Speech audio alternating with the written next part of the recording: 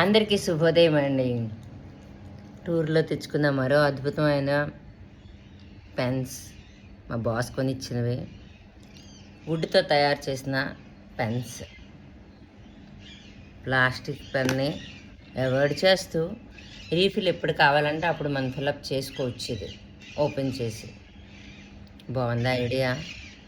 How to avoid plastic. ఇంకో ఆలోచన చూడండి, ట్రై చేసి చూడండి. పిల్లల బొమ్మలు ఇవి అవి అన్నీ కొనమంటారు. పిల్లలకి పెన్ను చాలా అవసరం కాబట్టి ఇది ఈకో ఫ్రెండ్లీ కూడా.